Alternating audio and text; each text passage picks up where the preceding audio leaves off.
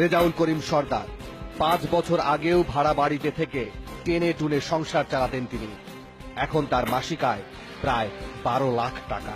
সম্পদের মধ্যে আছে ঢাকায় একটি 5 তলা ভবন, 2টি গাড়ি এবং মাদারীপুর গ্রামের বাড়িতে বেশ কিছু জমি জমা। সালেহ জহুর ওরফে জহুর হুজুর, বয়স 38 বছর। 5 বছর আগে চট্টগ্রামে ফুটপাতে হকারি করে সংসার চালাতেন। এখন তার মাসিক আয় প্রায় 18 লাখ টাকা। মাত্র 5 বছরে 3টি বাড়ি এবং একটি গরুর খামারের মালিক হয়েছেন তিনি। ফরিদউদ্দিন ওরফে কালা হুজুর, তবে এলাকার মানুষ তাকে ক্যালকুলেটর বাবা নামেই বেশি চেনেন। 8 বছর আগে মসজিদের ইমামতি করতেন, আর এখন মাসে আয় করেন প্রায় 15 লাখ টাকা। তার নামে আছে 2টি আলিশান বাড়ি, একটি আবাসিক হোটেল এবং একটি মাছের খামার। আব্দুস সালাম ওরফে ল্যাংটা ফকির, বয়স 70-এর কাছাকাছি। সংসার ছেড়েছেন 30 বছর আগে। এখন কোন রকম খেয়ে জীবন চলে তার। এবার এমন একজন শিক্ষিত সচেতন নারীর গল্প শুনব, যিনি স্বামী এবং সংসার রক্ষার জন্য ছুটে গিয়েছিলেন কথিত পীর হুজুরের কাছে, কিন্তু প্রতারণার ফাঁদে পড়ে টাকা হারিয়ে আজ দিশেহারা তিনি। মানুষকে কনভিন্স করে ফেলে, তো আমার হাজবেন্ডের ফ্রেন্ডের কাছে কমপ্লেন করতে পারবো না, থানায়ও কমপ্লেন করতে পারবো না। তো আমার একমাত্র ওই আশ্রয়স্থল হচ্ছে হুজুর টুজুর টাইপের, যদি কিছু হয় এই টাইপের। একজনের কাছে খবর বললেন যে ইন্ডিয়া চলে গেছেন। আমি আবার হুজুরকে বললাম, হুজুর উনি ইন্ডিয়া চলে গেলেন। উনি বললেন যে না না, আমার জিন আমাকে খবর দিছে উনি বাংলাদেশে কোথাও লুকায় আছেন, উনি ইন্ডিয়া যায়নি। আমার কাছ থেকে প্রায় 10,000 টাকার মতো নিলেন। আমাকে হয়রানি করলে প্রায় 10 থেকে 12 দিন আমি ওখানে গেলাম রেগুলার। আমার সিঙ্গি ভাড়া গেল। শুধু এই নারী নন, তার মতো অনেকেই কথিত এসব পীরের খপ্পরে পড়ে প্রতিনিয়ত প্রতারিত হচ্ছেন। আপনারা ইতিমধ্যে জহুর হুজুর কিংবা ক্যালকুলেটর বাবার সাথে পরিচিত হয়ে গেছেন, কিন্তু তারা কিভাবে কোন উপায়ে গাড়ি টাকা আয় করছেন সেটা তো এখনো জানা হয়নি। তারা যে উপায়ে টাকা আয় করেন, আমরাও সেই পথেই হেঁটেছি। ফিরছি একটা বিরতি নিয়ে।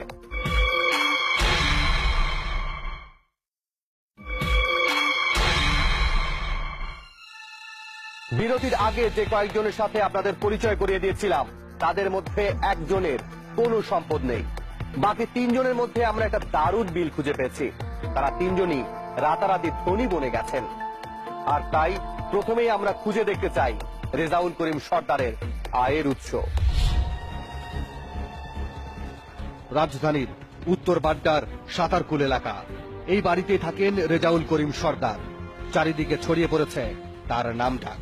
এখানে এমন ভিড়ের দৃশ্য প্রতিদিনের। আমি এটুকু বিশ্বাস করি যে একটা লোক যদি ফলস হয় কোনো জিনিস, সেটা কিন্তু সেখানে লোকজন বেশি থাকবে না, টিকবে না। কেউ আসেন শারীরিক, কেউ মানসিক, আবার কেউ আসেন একেবারে ব্যক্তিগত সমস্যা নিয়ে। আমরা কিন্তু অনেক জায়গায় ঘুরছি, ঘুরে দেখছি যে রুমে নিয়ে আলাদাভাবে কথা বলে, পুরুষ হোক মহিলা হোক।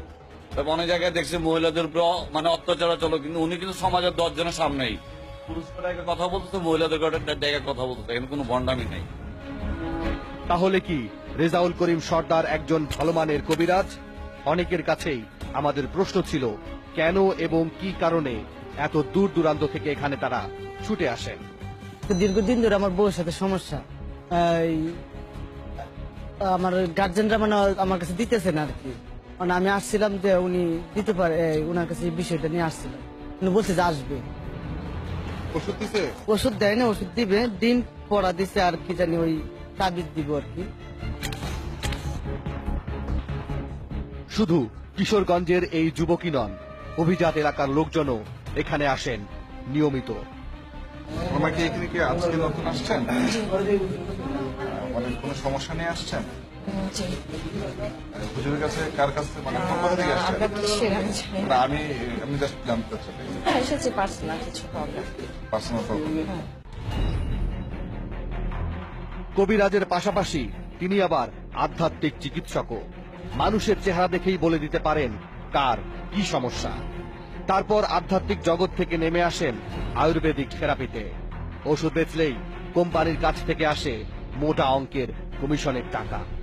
তার এই আধ্যাত্মিক শক্তির প্রচারণায় আছেন ভক্তের ছদ্মবেশে বেশ কিছু দালাল চক্র। উনি পীর কিসিমের আছে, আবার রুগী কিছু ওনার দ্বারাই আল্লাহর রহমতে ভালো হয়, এই কারণে ওই রুগী তার কাছে মুরিদ হয়। মুরিদ রোগী মুরিদ না হলে কি চিকিৎসা হয় না? হয় হয় মহব্বতে।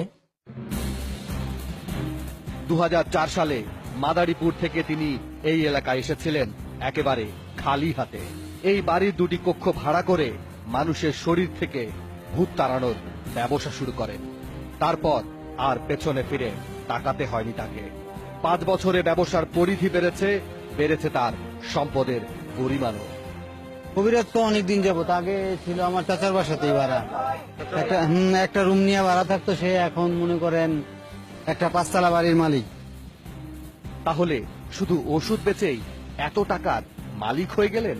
এটা এগো বন্ডামির একটা লগিং আছে না, আলাদা লোকজন সাজানো থাকে, এগুলা দিয়েই তো এগুলা বুঝেনি তো আপনারা সবকিছুই। আমরা ভেতরে ঢুকতেই সতর্ক হয়ে উঠলেন রেজাউল করিম সর্দার। বন্ধ করে দিলেন সব কর্মকাণ্ড। কি রোগের লোকজন বেশি আছে? এই তো আগে সব ধরনের লোকজনই আসে, অনেকে পেট ব্যথা, গ্যাস্ট্রিক, জ্বর, সব ধরনের মেডিসিন আমাদের কাছে আছে। অনেকে আসে দোয়া দেন, ঝাড়াই দেন, অনেকে ভয় পায়, অনেকে সমস্যা আছে, তারা ঝাড়াফুসি করার জন্য আসে। এরকম বেনিফিট নেই, কিছু নেই, লাভ নেই, অথচ অঢেল টাকার মালিক তিনি। হয়তো ধনী হবার কোনো গোপন মন্ত্র জানা আছে তার, যে মন্ত্র দিয়েই তিনি কোটি টাকার মালিক বনে গেছেন। আর এই মন্ত্র যে শুধু তিনি একাই জানেন তাও কিন্তু নয়। আমরা এমন এক ব্যক্তির সন্ধান পেয়েছি যিনি স্বপ্ন দেখেন রাতারাতি কোটিপতি হবার। আর সেই ব্যক্তির সন্ধানে এবার আমাদের গন্তব্য চট্টগ্রামে। চট্টগ্রামের পাঁচলাইশ এলাকা। আমরা রওনা হলাম খতিবের হাটে সালেহ জহুর ওরফে জহুর হুজুরের দরবারে।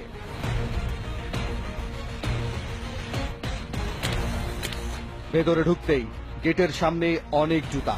দেখেই বোঝা গেল হুজুরের দরবারে কত লোক আসা যাওয়া করেন।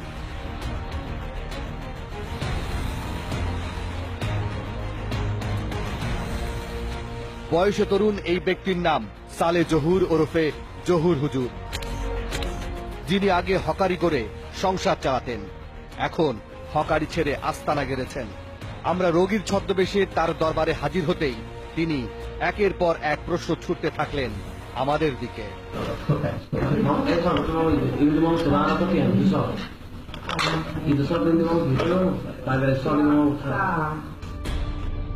তিনি আমাদের সমস্যার কথা জানতে চাইলেন।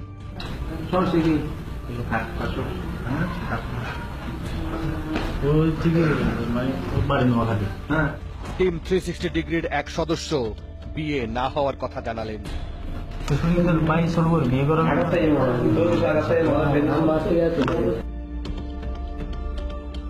আমাদের আরেকজন তার সংসারের অশান্তির কথা বর্ণনা করলেন।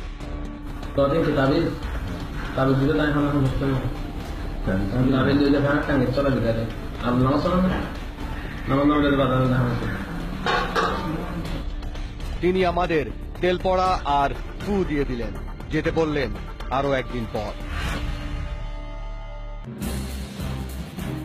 এই ফাঁকে আমরা আরো এক বাবার দরবারে যেতে চাই। তার নাম ক্যালকুলেটর বাবা। 8 বছর আগে মসজিদের ইমামতি করতেন, এখন খুলে বসেছেন সর্বরোগের চিকিৎসা কেন্দ্র। চট্টগ্রামের চাঁদগাঁও আবাসিক এলাকা।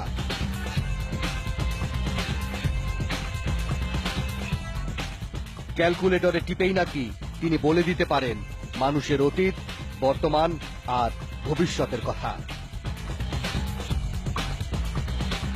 বাবার দর্শন পেতে হলে নাকি খাতায় এন্ট্রি করে ভেতরে ঢুকতে হবে। আমাদের মতো আরো অনেকেই গুনছেন অপেক্ষার প্রহর।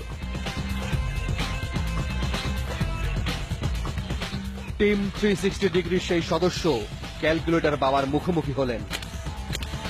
এবারও তার সমস্যা বিয়ে নিয়ে।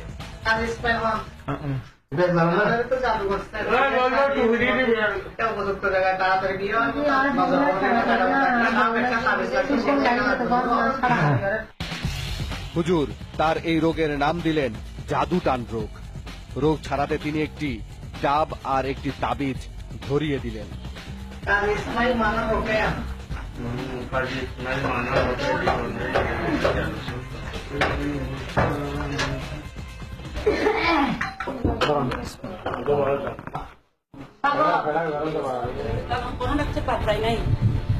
এবার এমন একজন রোগীর বাসায় হাজির হলাম যিনি সেই ক্যালকুলেটর বাবার কাছ থেকে ডাব পড়া খেয়েছিলেন।